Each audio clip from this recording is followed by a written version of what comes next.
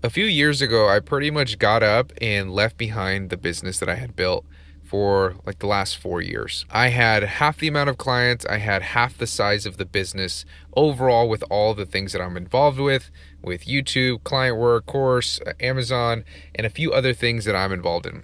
It was like half the size. I had been like going through this phase where just accumulatively, I felt like I had this weight on me, on my chest, on my back. I used to joke around my wife and call it the 1,000-pound gorilla that I would walk around with every single day. This just kept getting heavier and heavier and heavier to the point where like I said, just got up and walked away from the business altogether.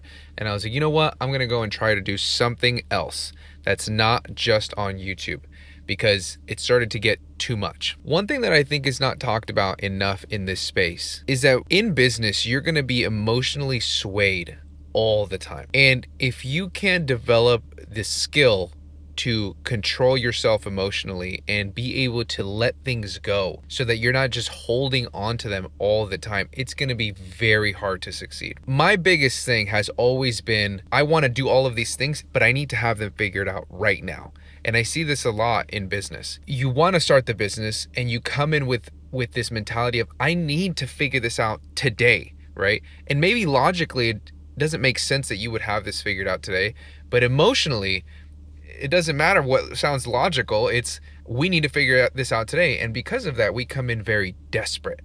And when we come in very desperate to anything in life, it's going to create distance from where we want to go. Think of relationships. You come in super desperate, super clingy. What do you think they're going to do? They're going to be like, oh my God, this guy's the best guy ever. No, it's going to push them away. It's going to repel, right? So in relationships, it's going to repel. In business, it's going to repel. In anything that you pursue, because we are putting way too much weight on the outcome. I need that outcome and I need it right now, because right now where I am, I'm miserable. I'm this, I'm that. It's not where I want to be. So we're so outcome driven. What we fail to realize, and guys, I'm going through this right now, but I talk to a bunch of people, and this is the stuff that we deal with as business owners. It's super common, but to prevent you from making a rash decision like I did a few years ago, these are the things that you need to keep in mind. But because we're so emotional, we're so outcome driven, we forget about the most important part of the entire journey, which is the process. We need to be more focused and put more weight on the process, the daily inputs that are going to lead us ultimately to that goal that we have. But what we end up doing is we put all of the weight on the outcome. Once I get there, I will be happy. Once I get there, I will be fulfilled. Once I get there, all of my problems will be solved. And it doesn't work like that. I used to think that once I made enough money, literally life was good. It doesn't matter if I'm in shape. It doesn't matter how I live my life. It doesn't matter how anything. How I walked around every single day of my life was, as soon as I get to this outcome, life is going to be perfect. And let me break it to you. It's not. I've had no money and I've had a lot of money. And I can tell you, even when you hit those goals, if you can't emotionally regulate, if you can't learn to let things go, if you can't be in the present moment and be focused on just getting the things done, the daily inputs done that are going to ultimately get you to your goal, it doesn't matter what outcome you have. You're still going to feel like shit because you haven't focused on the journey. As cliche and as much as you've heard this, it's 100% true. Because if we focus so much on the outcome, essentially what we're telling the world and what we're telling ourselves all the time is that I can't be happy right here. I can't be happy where my feet are right now. I will only be happy when I have this outcome that I've been chasing. And that is a recipe for disaster. All that we can control is our daily inputs. We can't even control what that outcome is going to be. But at the end of the day, the true outcome, the true trophy that you get is who you become in the process of pursuing that outcome. We need to be good with where we're at right now. And we need to be good also with being able to regulate what is actually going on. Because one thing that I used to do really bad, and I've learned some skills and really practiced to avoid this issue. But one of the things is catastrophizing. I used to play so many scenarios in my head, and I used to do this all the time. And sometimes I still catch myself. I was doing this today. That's why I decided to record this video, because this is something that really has weighed me down for a very large part of my life. And usually it would send me down these spirals that were days, weeks, months at a time. And now I can kind of clock it that same day and we can get rid of it within like an hour. Essentially, how I've been able to let go is concepts that I've gathered from Letting Go by some author, last name Hawkins, David Hawkins or something like that. The Power of Now by Eckhart Tolle, and just Stoic philosophy. What we do is we catastrophize. Oh my God, this little thing happened, but what if this other thing happens? What if it happens again? What if it gets worse?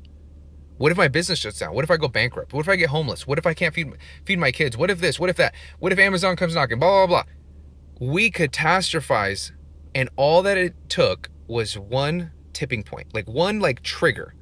And then we start to catastrophize to such a large degree, we are not doing ourselves any favors. How I've been able to completely get past this, or just being able to, instead of, dealing with it for days, weeks, months at a time, can get rid of it in like an hour. One is a journal, right? So we essentially, how I do things is I'm honestly like my own therapist. I will pretty much just have a conversation with myself. This is what's going on. Okay, what is actually happening? That's something that I got from Stoic philosophy. What is actually happening right now? Not what do I think is going to happen? What am I worried that's going to happen? What scenarios have I planned for and put through my head? No, what is actually happening right now? And when you get to that point and you really dissect what is actually happening, oh, I got a brand regated. Oh, okay. Oh, I went to restock and I couldn't restock that product. Oh, okay. Oh, I applied for this product a bunch of times and I wasn't able to get approved. Oh, okay. It's not that big of a deal. Usually it's not that big of a deal. Typically, what we end up doing is that we get lost in thought. And when we get lost in thought, all we're doing is we're just making things so much worse for ourselves.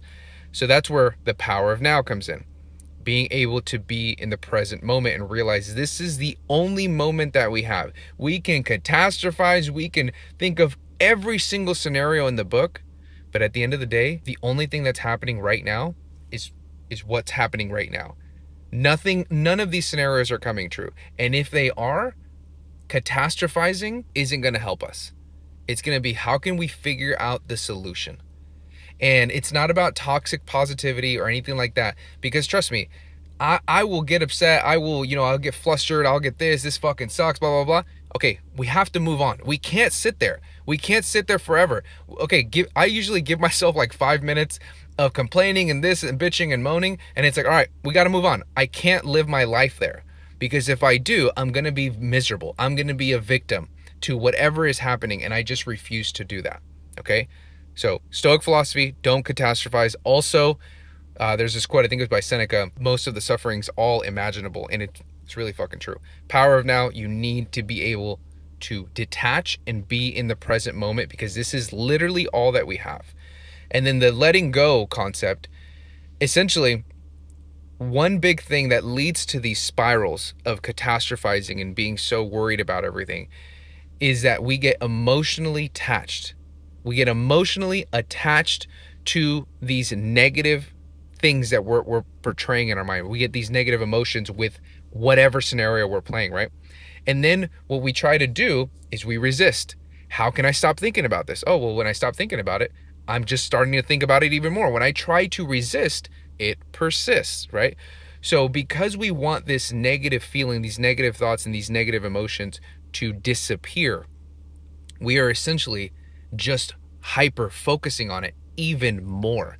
If you tell yourself stop thinking about it, usually you're going to end up thinking about it even more. So this has helped me massively. You have to just let it be. Let it be there. Don't try to resist it.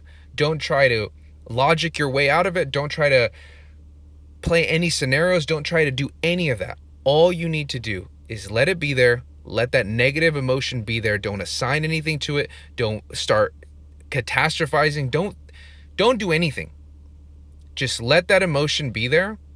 Observe the emotion, whether that takes 5 seconds or that takes 5 minutes, and then you just let it go, and you go on with your life.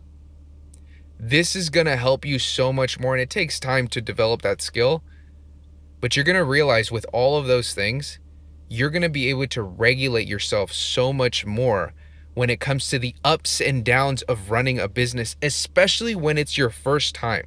Guys, I had to figure all of this out on my own, which is why I share these things with you, because these are the things that you're going to run into them. It's not a matter of if, it's a matter of when. Amazon's going to do this, something's going to happen here, this change is going to occur, something's going to happen in your personal life, and if we can't emotionally regulate to the point where we can consistently show up regardless, focus on the inputs, let go, focus on the present moment, realize that most of our suffering is all imaginary evils that we have created, you're only going to get so far. Because if you can't emotionally regulate yourself when you're under 10K a month, what the fuck are you going to do when you're at 50K a month, 100K a month, or beyond? You're never going to get there because your stress tolerance is way too low. So I know I was kind of all over the place with this video. Rewatch it if you need to. I can make a more polished one if I have to. But this is what I've used, and it has helped me tremendously to the point where my businesses are so much bigger, yet I have a fraction of the stress that I had when I initially walked away from it altogether.